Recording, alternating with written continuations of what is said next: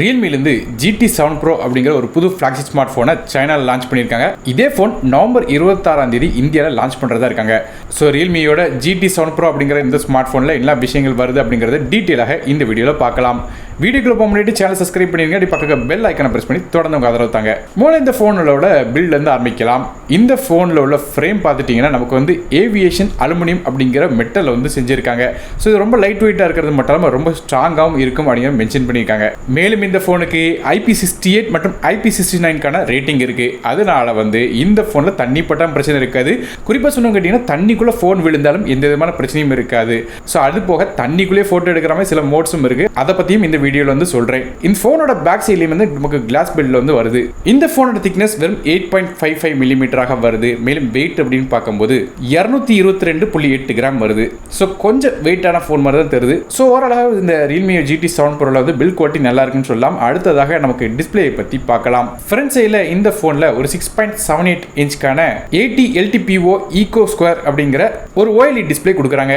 இது ஒரு LTPO பேனல கொடுத்த காரணத்தினால நமக்கு ரெஃப்ரெஷ் ரேட் 100 இருந்து 120 ஹெர்ட்ஸ் வேரியபிள் ரெஃப்ரெஷ் ரேட்டாக வருது. அதாவது டிஸ்பிளேல என்ன கண்டென்ட் பார்க்குறீங்களோ அதுக்கேற்றாப்புல ஆட்டோமேட்டிக்காக அந்த ரெஃப்ரெஷ் ரேட்டும் அட்ஜஸ்ட் ஆகிடும். டிஸ்பிளேயோட எட்ஜஸ் ஒரு மைக்ரோ கர்வ்டாக பண்ணியிருக்கா சொல்றாங்க. அதை எட்ஜஸ் மட்டும் கொஞ்சம் கர்வாக இருக்கு. மேலும் இந்த டிஸ்பிளே ஒரு சாம்சங் கம்பெனியோட டிஸ்பிளே சொல்றாங்க. அதனால டிஸ்பிளேயோட குவாலிட்டி நல்லா இருக்குன்னு சொல்றாங்க. பிரைட்னஸ் பொறுத்தவரை இந்த டிஸ்பிளேக்கு 2000 நிட்ஸ் வரையும் போகுது. நமக்கு இன்டோர் கண்டிஷன்ல அதே மேக்ஸிமமாக 1000 நிட்ஸ் வரையும் பீக் பிரைட்னஸ் கிடைக்குது. ஸோ நல்ல ஒரு பிரைட்டான டிஸ்பிளே கொடுத்துருக்காங்க. அது மட்டும் இல்லாமல் இந்த டிஸ்பிளேக்கு 2600 ஹெர்ட்ஸ்க்கான இன்ஸ்டன்ட் டச் சாம்பிளிங் கொடுத்துருக்காங்க. அது மட்டும் இல்லாமல் நமக்கு இந்த டிஸ்பிளேக்கு HDR10+ சப்போர்ட் இருக்கு. டால்பி விஷன் சப்போர்ட்டோட தராங்க. இது போக இந்த டிஸ்பிளேக்கு 120%க்கான DCI P3 கலர் கேமரா சப்போர்ட்டும் இருக்கு. இது போக 2600 ஹெர்ட்ஸ்க்கான ஹை ஃப்ரீக்வன்சி PWM டிமிங் சப்போர்ட்டும் இருக்கு. ஹார்ட்வேர் லெவல்ல DC டிமிங் சப்போர்ட்டும் தராங்க. ஆனா நோட் பண்ண வேண்டிய விஷயம் என்ன டிஸ்பிளேல ப்ரொடெக்ஷன் யூஸ் பண்றாங்க அப்படிங்கிறது மட்டும் கம்பெனி கிளியராக மென்ஷன் பண்ணல. ஸோ மற்றபடியாக டிஸ்பிளேயோட குவாலிட்டி அப்படின்னு பார்க்கும்போது ஓவராலாக சூப்பராக கொடுத்துருக்காங்கன்னு சொல்லலாம். நல்ல ஒரு குவாலிட்டியான டிஸ்பிளே கொடுத்துருக்காங்க. அது மட்டும் இல்லாமல் நமக்கு இந்த டிஸ்பிளேல இன் டிஸ்பிளே ஃபிங்கர் பிரிண்ட் ஸ்கேனரும் தராங்க. ஸோ டிஸ்பிளேயோட குவாலிட்டி குறை சொல்ல முடியாது, சூப்பராக இருக்கு. அடுத்ததாக நமக்கு ப்ராசஸரை பற்றி பார்க்கலாம். இந்த ஃபோனில் நமக்கு லேட்டஸ்டான ஸ்னாப்டிராகனோட 8 Elite அப்படிங்கிற ஒரு 3 nm ப்ராசஸர் கொடுக்குறாங்க. இதோட மேக்ஸிமம் கிளாக் ஸ்பீட் 4.32 GHz வரையும் போகுது. அதே கிராஃபிக்ஸ்க்காக ஒரு 1100 MHz ரன் ஆகக்கூடிய Adrenoவோட 830 அப்படிங்கிற GPU கொடுக்குறாங்க. ஸோ பெர்ஃபார்மன்ஸை பற்றி பார்க்க முன்னாடி இல்லை ஆண்ட்ராய்டு பெஞ்ச் மார்க்கை பற்றி பார்க்கலாம். இந்த ஃபோனுக்கு நமக்கு 30 மில்லியன் ஸ்கோர்ஸ் ஆண்ட்ராய்டு பெஞ்ச் மார்க்கில் கிடைச்சிருக்கு.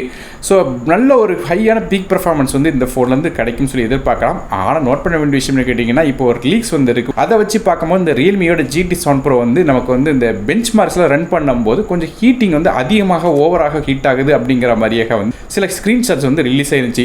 ஆனாலும் இது பெஞ்ச் மார்க் பண்ணி பெர்ஃபார்மன்ஸில் தான் இந்த பிரச்சனை வருது தவிர மற்றபடி கேமிங் ரொம்ப நேரம் விளையாண்டாலும் எந்த விதமான பிரச்சனையும் இல்லை அப்படிங்கிற மாதிரி இன்னொரு நியூஸும் வருது. அதாவது ரொம்ப நேரம் ஹெவியான கேம்ஸ் விளையாண்டா கூட எந்த விதமான இடத்துலையும் வார்ம் ஆகல ஃபோன் அப்படிங்கிற மாதிரியும் சில ட்வீட்ஸ் வந்திருக்கு. ஸோ அதை வச்சு பார்க்கும்போது ஹெவியான கேம்ஸ் ஹை செட்டிங்ஸில் விளையாடா எந்த விதமான பிரச்சனையும் இருக்காது. ஆனால் பெஞ்ச் மார்க் ரன் பண்ணுற ஆப்ஸில் மட்டும் கொஞ்சம் வித்தியாசமாக Realme GT7 Pro பெர்ஃபார்ம் பண்ணுது அப்படிங்கிற மாதிரி சொல்றாங்க.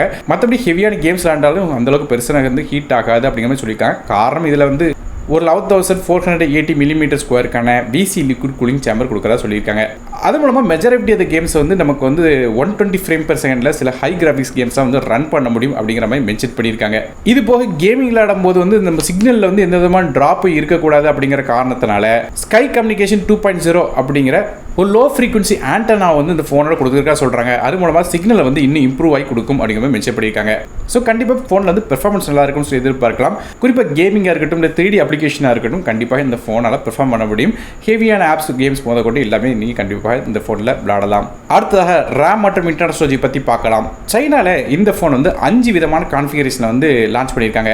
அதன்படி பார்க்கும்போது 12GB RAM 2GB storage, 12GB RAM 512GB storage, 16GB RAM 2GB storage, 16GB RAM 512GB storage மற்றும் 16GB RAM 1TB ஸ்டோரேஜ் அப்படிங்கிற 5 கான்ஃபிகரேஷன் லான்ச் பண்ணியிருக்காங்க. RAM வெர்ஷன் LPDDR5 RAM பயன்படுத்துகிறாங்க. ஸ்டோரேஜ் UFS 4.0 கொடுத்துருக்காங்க. அதனால் ரீடிங் மற்றும் ரைட்டிங் ஸ்பீடுமே இதில் நல்லாவே இருக்கும். மற்றபடி இந்த ஃபோனுக்கு டியூல் சிம் கனெக்டிவிட்டி இருக்குது. ஆனால் மைக்ரோ SD கார்டுக்கான சப்போர்ட் கிடையாது. அடுத்ததாக ஃபோனோட OS பற்றி பேசலாம். இந்த ஃபோன் Android 15 OSல Realmeயோட UI 6.0 அப்படிங்கிற இன்டர்ஃபேஸ் ரன் ஆகுது. இந்த Realme UI 6.0 பற்றின ஃபீச்சர்ஸ் கூடிய நம்ம சேனலில் வரதா இருக்கு. ஆனால் மறக்காம சேனல் சப்ஸ்கிரைப் பண்ணி வச்சுக்கோங்க. ஸோ இந்த ஃபோனுக்கு அப்டேட்ஸ் அப்படின்னு பார்க்கும்போது 3 வருடத்துக்கான OS அப்டேட்ஸும் 4 வருடத்துக்கான செக்யூரிட்டி பேட்ச் அப்டேட்ஸும் தர்றதாக Realme ப்ராமிஸ் பண்ணியிருக்காங்க. அடுத்ததாக ஃபோனோட கேமராஸ் பற்றி பார்க்கலாம். பேக் சைடில் இந்த ஃபோனில் வந்து 3 கேமரா கொடுக்குறாங்க. மொதல் கேமரா ஒரு 50 மெகாபிக்சலுக்கான சோனியோட IMX906 அப்படிங்கிற சென்சர் கொடுத்துருக்காங்க. இது ஒரு 1/1.56 இன்ச்சுக்கான சென்சராக வருது. ஆப்டிகல் இமேஜ் ஸ்டெபிலைசேஷன் சப்போர்ட்டும் தராங்க. அதனால் வந்து வீடியோஸில் எடுக்கும்போது ஃபோனில் வந்து அந்த அளவுக்கு ஷேக்கினஸ் இருக்காது. இது போக அல்ட்ராவைட் ஷாட்ஸ் எடுக்கிறதுக்காக இது ஒரு 8 மெகாபிக்சலுக்கான அல்ட்ராவைட் கேமரா கொடுக்குறாங்க. இது f2.2 ஆப்பர்ச்சரில் வருது. மூணாவதாக ஒரு 50 மெகாபிக்சலுக்கான 3x பெரிஸ்கோப் டெலிஃபோட்டோ கேமரா கொடுக்குறாங்க. இந்த சென்சார் வந்து ஒரு 1/1.92 இன்ச்சுக்கான சோனியோட IMX882 அப்படிங்கிற சென்சார் f2.65 ஆப்பர்ச்சராக வருது. மற்றபடியாக இதே கேமராவில் நமக்கு வந்து 120x வரையும் ஹைப்ரிட் ஜூம் சப்போர்ட்டில் வந்து வீடியோஸ் மற்றும் ஃபோட்டோஸ் வந்து எடுக்க முடியும்னு சொல்கிறாங்க இந்த பெரிஸ்கோப் லென்ஸ் மூலமாக. இப்போ நீங்கள் ஸ்க்ரீனில் வந்து இந்த பெரிஸ்கோப் லென்ஸ் மூலமாக எடுக்கப்பட்ட லாங் டிஸ்டன்ஸ் ஷாட்ஸோட ஃபோட்டோ சாம்பிள்ஸை வந்து நீங்கள் பார்க்கலாம். ஸோ ஒரு நல்ல குவாலிட்டியான பிக்சர் வந்த மாதிரி தான் தெரியுது. இது போக நமக்கு வந்து தண்ணிக்குள்ளேயே ஃபோட்டோஸ் மற்றும் வீடியோஸ் எடுக்கிற மாதிரி இன்னொரு மோடு கொடுக்குறாங்க. அதாவது ஒரு அண்டர் வாட்டர் மோடு ஒன்று கொடுக்குறாங்க. ஆனால் தண்ணிக்குள்ளே உளுந்து நீங்கள் நீச்சல் அடித்து ஃபோட்டோ எடுத்தாலும் சரி வீடியோ எடுத்தாலும் சரி இதில் வந்து ஒர்க் ஆகும் சொல்கிறாங்க. ஸோ தண்ணிக்குள்ளேயே வந்து இந்த ஃபோனால் ஃபோட்டோஸ் எடுக்கலாம். காரணம் ஏற்கனவே வீடியோட ஆரம்பத்தில் சொன்ன மாதிரி இந்த ஃபோனுக்கு IP68 மற்றும் IP69க்கான ரேட்டிங் கொடுத்துருக்காங்க. இது போக இந்த ஃபோனில் வந்து சென்ட்ரினோ ஃப்ளாஷ் இன்ஜின் அப்படிங்கிற ஒரு ஃபீச்சரும் கொடுக்குறாங்க. இந்த ஃபீச்சர் மூலமாக வேகமாக மூவ் ஆகிற எந்த ஒரு சப்ஜெக்டையும் வந்து நீங்கள் வந்து கிளியராக ஃபோட்டோஸ் எடுக்க முடியும். அதாவது ஏதாவது ஒரு விஷயம் வேகமாக உங்களை சுற்றி மூவ் ஆகுது அதை வந்து நீங்கள் வந்து ஃபோட்டோஸ் எடுக்கணும்னு நினச்சிங்கன்னா இந்த ஃபீச்சரை யூஸ் பண்ணிக்கலாம். அது மூலமாக ஒரு செகண்டுக்கு 30 ஃபோட்டோஸ் வந்து எடுக்கும் சொல்கிறாங்க.